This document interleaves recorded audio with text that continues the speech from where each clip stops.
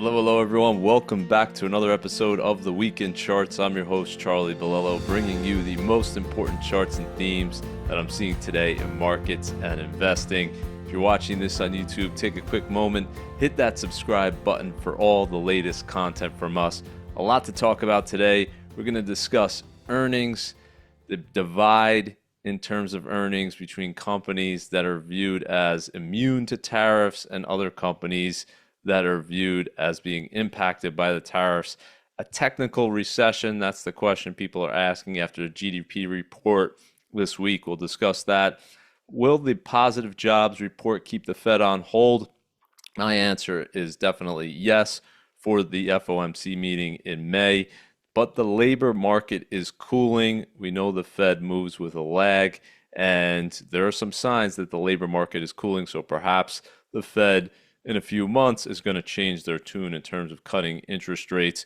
Will more supply unfreeze the housing market? That's going to be the big question for the remainder of this year. And we'll end with something positive, as we always do, and that will be more affordable rents, a consistent theme over the last 2 years. Okay, let's start out with earnings. It's all about earnings again.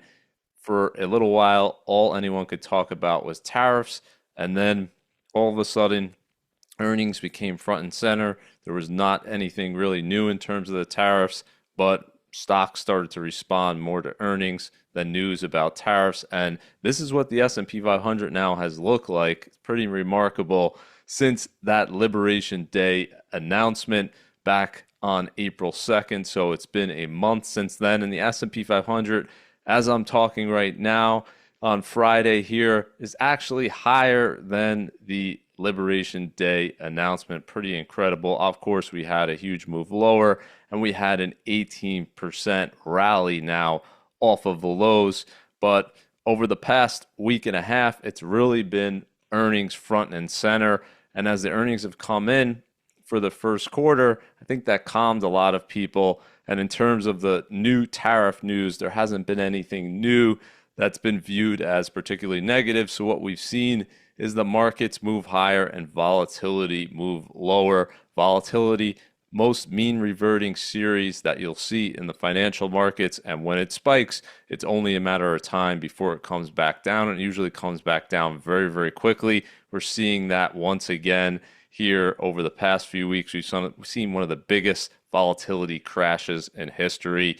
The VIX at one point crossing above 60, and now we have it at 22, almost below where it was a month ago. Pretty remarkable. And if we're looking at earnings, this is the big reason I think is calming a lot of people. S&P 500 first quarter earnings, pretty good overall. If we look at the operating EPS number for the S&P 500, up 9% over the prior year. So another quarter of positive growth, on track for that. We have 55% of companies reported so far, so a good number, more than half. And what we're seeing is the continuation of last year's trend of new all-time highs in terms of earnings here. And you see trailing month earnings here are actually up 10.5% year over year. So I quickly checked, where's the S&P 500 year over year? And we're actually seeing the index now after that rally up over 12% in the past year. So once again, pretty incredible to see this. We're seeing an actual multiple expansion with prices exceeding the gains in earnings. That's how quickly sentiment has changed over the past 2 weeks from extreme negative sentiment to a much more positive outlook. And if we look at sales here, different picture than earnings, really starting to slow here with sales growth up 2.9% for the S&P 500 over the last year. That's the slowest growth rate we've seen since the fourth quarter of 2020. So I'll be watching this pretty closely as we get more companies reporting to see if this improves. But it's pretty interesting to see earnings growth of 9% over the past year, but revenue growth only 3%, which means, of course, that companies are cutting costs. They're increasing their margins. That's exactly what we're seeing here. 12.3% in terms of S&P operating profit margins, highest we've seen in a few years. Got to go back to 2021. So in terms of earnings, we have a big division here between companies viewed as immune from earnings and other companies that are being viewed as impacted or potentially going to be impacted by earnings. So I'm just going to go through a few examples here, starting with, of course, Netflix, which kicked off the tech earnings season with a very positive note. We saw revenues from Netflix up 13% year over year, hitting another record high, 10.5 billion.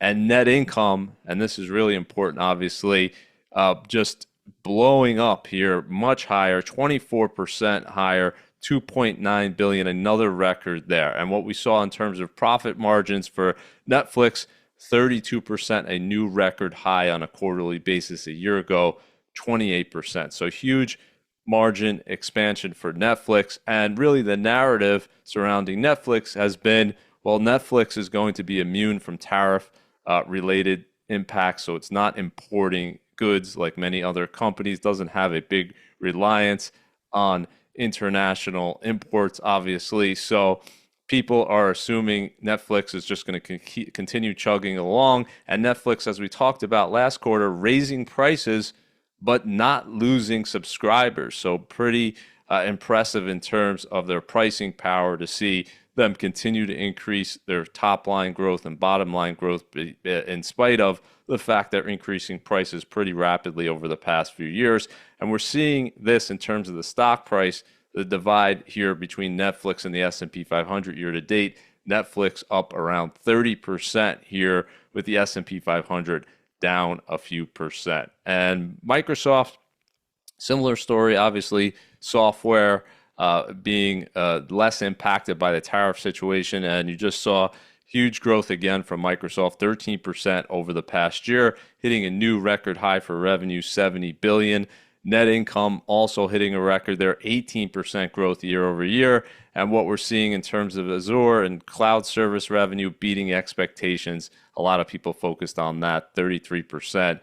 The expectation was for 30%. And if we look at Microsoft's share price, before the announcement, after announcement, you could see huge spike higher, up now a few percent on the year versus down a few percent for the S&P 500. Now, on the flip side, are companies, of course, like Tesla, already having a slowdown in issues, but a lot of fears in terms of not just Tesla, but other auto manufacturers, what's going to happen with the tariffs. They're importing obviously a lot of the components to make these cars from overseas. Tesla less so than other companies, but still definitely not immune. And you're seeing here revenues for Tesla overall down 9% year over year. That was the biggest year over year decline in sales for Tesla since 2012. And net income really being hit for Tesla. You can see down 71% year over year to 409 million. This was the first sub 1 billion quarter for Tesla's bottom line in 4 years. And we can see Tesla's share price was already struggling in advance of the tariff and has not had as big of a bounce as we've seen as companies like Netflix and Microsoft post earnings. So you see S&P 500 down a few percent, Tesla down 28%. And in terms of other companies here that investors are betting or seem to be betting that there's going to be an impact from the tariffs, or at least there's a fear of that. Apple definitely front and center as well. Obviously, makes a good portion of their iPhone in China. The fear is that's going to drive up costs. That's going to hurt sales and profits. Definitely margin compression is what people are fearing most. And Apple overall has seen a slowdown in its revenues before any of these fears were present. So you're seeing Apple 5% revenue growth over the past year. Remember, it came into the year with a record high price to sales ratio of about 10 times. So really not reflective of this slower growth rate. But if you look at their quarter here, their revenues increased 5% year over year to 95 billion and change, and net income 5% as well to 24.8 billion. So certainly not a terrible quarter, but I think the fear is that this is going to be the last quarter of these huge margins. So gross margins actually hit the highest level since 2012, 47.1%. And markets and stocks trade all about expectations and future earnings. And the expectation is we're going to see these huge fat profit margins from Apple start to come down as a result potentially of tariffs or potentially something else. We don't know, but for now the markets are pushing down Apple more than the overall market here, down 18% year to date versus 3% for the S&P 500. And Amazon, similar story to Apple. You're seeing slower growth rates here. You can see still up 9% over the past year and hitting a new first quarter record in terms of revenue, 155 billion and change. Net income, very impressive from Amazon, up 64% year over year to 17 billion. That was the second highest quarterly profit that they have ever reported. And operating margins hit a record 11.8% versus 10.7% a year ago. But again, the fear is about the future, not the past. And what's going on here is Amazon's underperforming so far this year, down 13% versus a 3% decline for the S&P 500. And you can see it in the headlines here. Amazon issuing light guidance, noting the tariff and trade policies as factors, and Apple shares are falling as Tim Cook, the CEO of Apple, says very difficult to predict the tariff cost beyond June. So you have this division for now, at least, between companies viewed as immune or less impacted by tariffs and those being more impacted. And as the new information comes out in terms of tariffs, obviously a lot can change in terms of these companies. If there's a deal reached, depends where the deal is reached, what is it reached at, and which countries. That is going to impact all of these companies across the board. Okay, let's go to section number 3 here.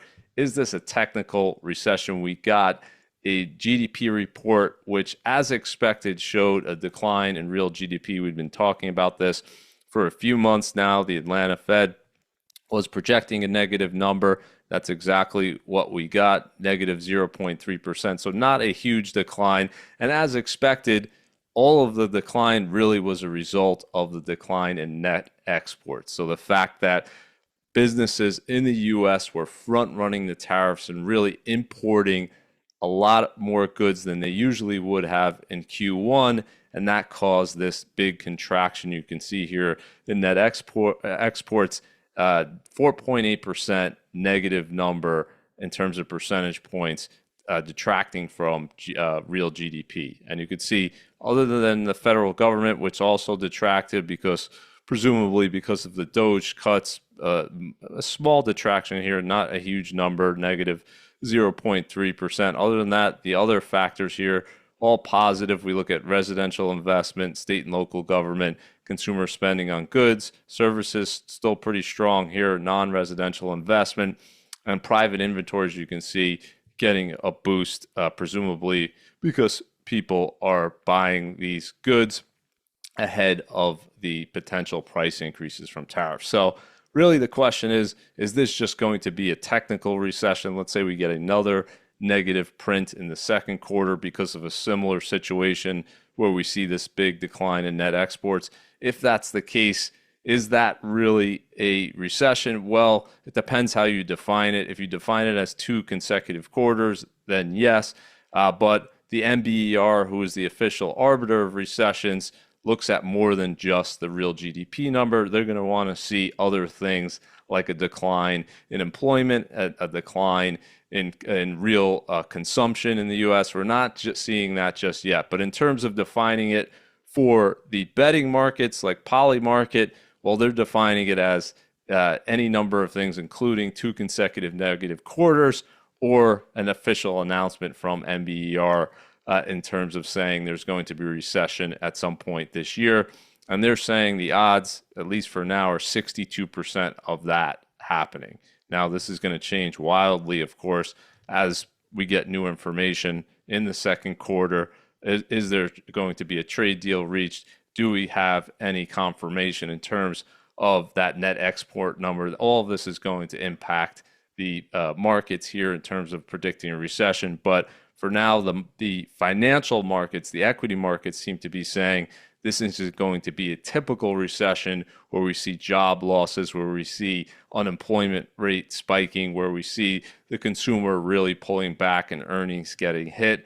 For now, they seem to be just saying this is a technical recession. So if you're thinking about the markets, the economy, and how your portfolio fits into all of that. At Creative Planning, we can help you with that and more. Reach out to us today at creativeplanning.com/Charlie. Get a free wealth path analysis from us. At Creative Planning, we're in all 50 states, so we likely have a location right near you. Over 350 billion in assets under management and advisement. So we're here to help. creativeplanning.com/Charlie. Reach out today. Okay, let's go to the positive jobs report, which I'm saying is going to keep the Fed on hold when it meets next week.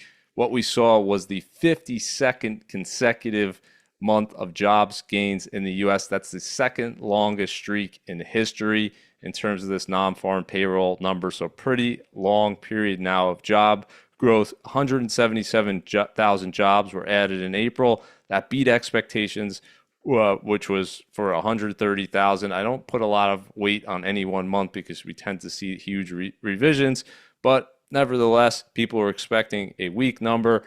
They got a strong number. The markets actually rallied on that, and you never know if that's going to be the case, but good news was good news this time around. And if we look at the job picture in terms of where the job's coming from over the past few months, interesting that we've seen a little bit of a shift from the past few years. Number one remains the same, healthcare, social assistance. Number one in terms of jobs growth, 193,000 over the last few months. But number two and three, different than what we've seen over the past few years. What we've seen is leisure and hospitality being up there and the government being up there as well. We're not seeing that, at least the last few months. We're seeing transportation and warehousing, 50,000, and professional business services, 35,000. So why are we seeing fewer jobs created at the government level? Well, we'll talk about that in a little bit in terms of the layoffs, but obviously federal government jobs are detracting because of Doge. So very different story there. Healthcare remains a secular trend. We'll see if there's big cuts in terms of healthcare spending, if that will in some way impact this, but this is a secular trend that seems to going to be continuing for some time because there seems to be a shortage of healthcare workers because demographics are changing. Many baby boomers are going to need more and more healthcare. So we have a shortage of doctors, nurses, other healthcare professionals. So this is going to be, I think, number one for at least a few more years running. So if we look at the unemployment rate, again, they're positive surprise here, 4.2%, holding steady at that rate, still well below the historical average rate of around 5.7%. And the Fed, of course, looks at two things in making its decision, whether to cut rates, to hike rates, and really that's maximum employment and stable prices. And so the fear in terms of the economy is we're going to see weakness in the labor market. That's going to push the Fed over to a cutting bias sooner. We didn't see it in this report, so the expectation, I think this will be correct for the meeting next week, is that the Fed will keep rates steady at 4.25 to 4.5%. Markets pricing in less than 1% chance of a rate cut. I think that's right. The Fed always does what the market expects it to do. So this is pretty important. I don't expect them to deviate from that. But the big question is not May. May, I think, is done. What's going to happen in June? And really interesting, after the jobs report, is we saw a big shift where the market now is no longer expecting a rate cut in June. So this is the first time I've seen that this year.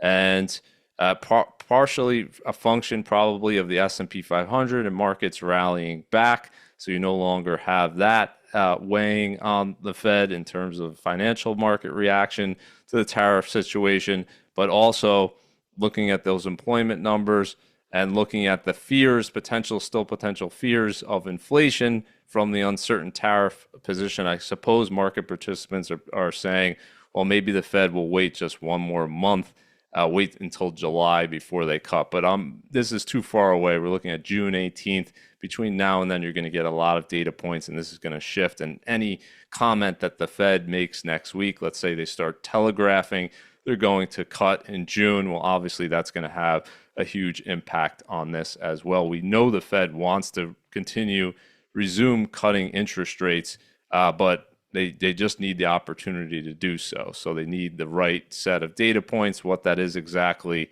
They haven't really outlined that, but we seem to be moving closer to that, but just not there right now. So wait and see in terms of the Fed, but absolutely no chance the Fed will cut interest rates when they meet next week. Okay, let's go to number 5. The labor market is cooling.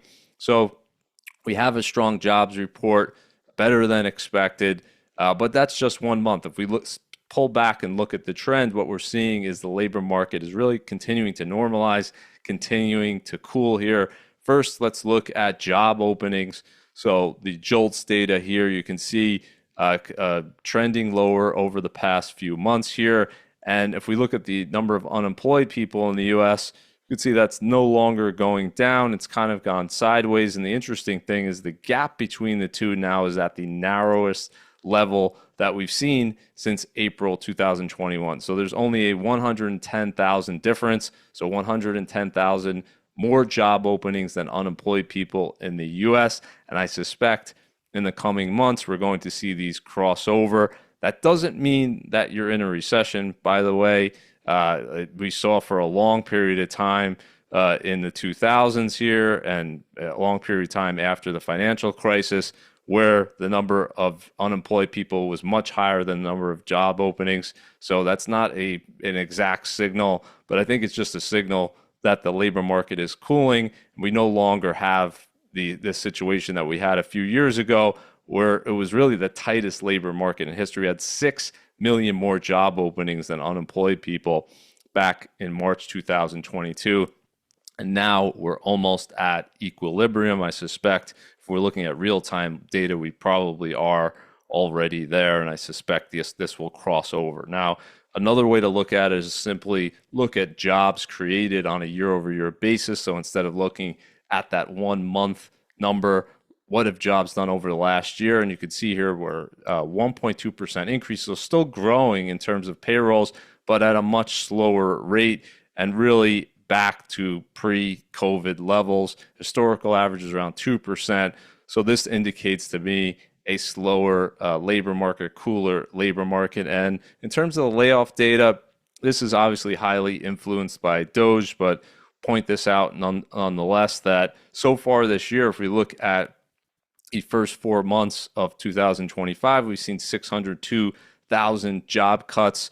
And other than 2020, which you kind of have to throw out because of COVID and the crazy, of course, job cuts that were done in a 2-month period back then, other than that, you have to go back to 2009 to see this many job cuts in the first 4 months of the year. Now, the big caveat here is that of those job cuts so far this year, 47%, so 282,000 have come from the federal government and Doge. And if you take those out, it's not a big spike in terms of layoffs. Something to watch pretty closely in terms of our company starting to lay people off. So far, it seems like they're just cooling their hiring. They aren't doing mass layoffs. That seems to be the picture so far.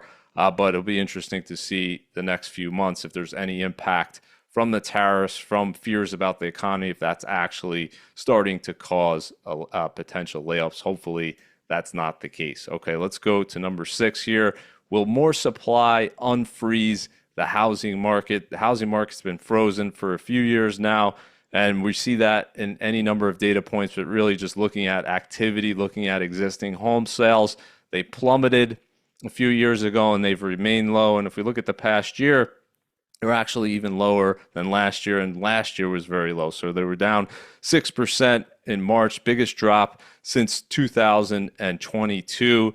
And they're talking about uncertainty, a number of different factors why it's causing this, but I think it just still comes back to unaffordability is the biggest factor leading to this frozen housing market. And finally, we're starting to see prices start to decelerate. They're still going up on a year-over-year basis, but now only 2.7% year-over-year as of that March number. If we look at real-time data from Redfin, they're saying prices in terms of homes actually sold in the U.S. is about 2% year-over-year. So we're getting closer to prices actually moving down year-over-year. And the biggest factor driving this, I believe, is number one, affordability is very low, so you have demand really collapsing. If we're looking at the median housing payment you would need to afford the median price home for sale in the US, 2,870 in April. That was a new record high, and that was almost double where it was 5 years ago. Of course, incomes nowhere near doubled over the last 5 years, causing this huge decline in demand because of this affordability picture. But I think number two, why we're seeing this slowdown in terms of price increases is supply is finally starting to come back to the market on a bigger percentage increase than we've seen in some time. We're seeing now over 1 million listings of homes in the US, which is not a big number, but up 13.7% year over year. So you're finally seeing people start to list homes they were holding off for a long time, thinking mortgage rates might come down. They're not. They don't seem to be coming down. They're still stuck between 6 and 7%. So you're seeing more people, I guess, were waiting and saying maybe the situation would change, and now they're starting to list more and more. And if this continues here, you're going to see potentially the housing market start to unfreeze. But the biggest factor is going to be that monthly payment. If you see this number come down, you're going to see more transactions. You're going to see obviously more demand on the demand side. And if we see this supply start to accelerate higher, you could see two positive things. You could see prices start to come down. You could see affordability start to improve. And then you start to have real activity again. So hopefully we're going to see that as we approach the summer and head into the fall. Again, it's been a few years where the housing market's been essentially frozen, and the biggest thing that's preventing it is a lack of supply and a lack of affordability. And that could take years to get back to normal, or it could happen much quicker. No one knows how we're going to get there, but my prediction is housing will become more affordable if you let natural market forces take hold. If the Federal Reserve doesn't intervene, if the federal government doesn't intervene to try to artificially inflate the housing market as they did a few years ago. So hopefully they won't intervene and do that again, and they'll let the housing market slowly normalize here. Okay, let's go to the end here. Something positive, that would be more affordable rents in the US. Huge positive, because the biggest thing people spend money on month after month is that housing payment. So we just talked about the homes to purchase market, least affordable in history. Well, if you're renting an apartment, very different situation than looking to buy a home. And this is the great news for anyone who's kind of put off that home purchase decision, is while they're waiting, that monthly rent is becoming more affordable each and every month because their income is going up in terms of their wages, and rents in many places are flat or sometimes even going down. If we look on a national basis, data from Apartment List, we're seeing rents down 0.3% over the last year. That's the 23rd consecutive month of year-over-year declines in the U.S. Just a great trend after we had this huge spike higher during the big period of inflation in 2021 and 2022. We've seen it come down and stay down.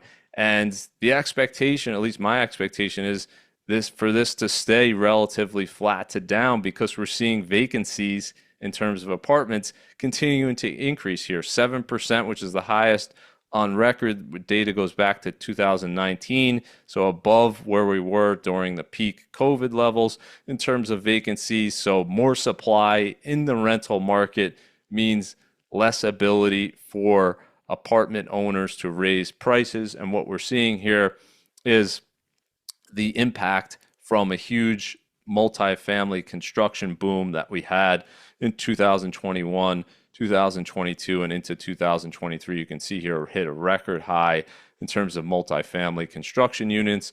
And you can see now the opposite has come down, but it's going to take a few years for this lower supply to really impact those vacancy rates. So good news for anyone renting an apartment, looking to rent an apartment, is that prices have remained flat now for about 3 years, flat to down, while incomes have continued to go up. And we got, with that payroll report, another good number in terms of hourly earnings, certainly slowing a little bit here, but still up 3.8% over the last year. And you could see strong positive growth over the past few years while rents are flat to down overall in the U.S. So we'll end it right there.